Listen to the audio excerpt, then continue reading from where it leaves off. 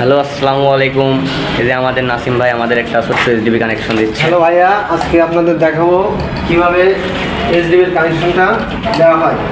এখানে সরাসরি আমাদের পাওয়ারটা এই টিভিলিং ব্রেকারে আছে। এখান থেকে 4টা পাওয়ার ঢুকছে, 3টা পাওয়ার, একটা হচ্ছে আপনার ইমার্জেন্সি লাইন, আইপিএস লাইন এখানে ঢুকছে।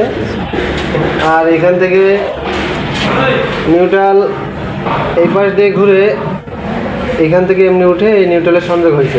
দেখি ভাই একটু ড্রেসিংটা কেমনে করছে। এই যে নিউট্রাল এখান থেকে, এই যে সবাই দেখতে পাচ্ছেন ড্রেসিংটা কেমনে করছে। এইভাবে এখানে সংযোগ হয়েছে। আর আর্থিংটা এখান থেকে বের হয়ে নিচ থেকে উঠে এইভাবে একসঙ্গে সংযোগ করে আমরা সংযোগ দিই। আগে সিরিয়াল মতো দিতে হবে, মার্কিং দিয়ে দিচ্ছি। এই যে 1 2 3 4 এভাবে মার্কিং দিয়ে দিচ্ছি। এরপরে এই যে এখানে আপনার সার্কিট ব্রেকার আছে 6 অ্যাম্পিয়ারের 2টা, 10 অ্যাম্পিয়ারের 3টা। এখানে 6 অ্যাম্পিয়ারের জন্য আমরা সুইচ বোর্ডের জন্য 6 অ্যাম্পিয়ার হলো সার্কিট ব্রেকার দিচ্ছি। আর যেগুলো আমার বোর্ড আপনার কিবোর্ড পাওয়ার সকেট বোর্ডের জন্য আমার 10 অ্যাম্পিয়ার সার্কিট ব্রেকারের প্রয়োজন। এই 3টা সকেটের জন্য 3টা 10 অ্যাম্পিয়ারের সার্কিট, মানে আর কি পাওয়ার সকেটের জন্য আপনার আর কি 10 এম্পিয়ার প্রয়োজন, তার কম দিলে হবে না আর কি।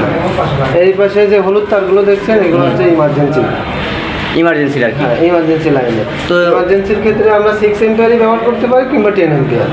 এখানে 6 অ্যাম্পিয়ার দিয়ে দিচ্ছি, আর একটা পাওয়ার আছে তার জন্য একটা 10 অ্যাম্পিয়ারের ব্রেকার দিয়ে দিচ্ছি।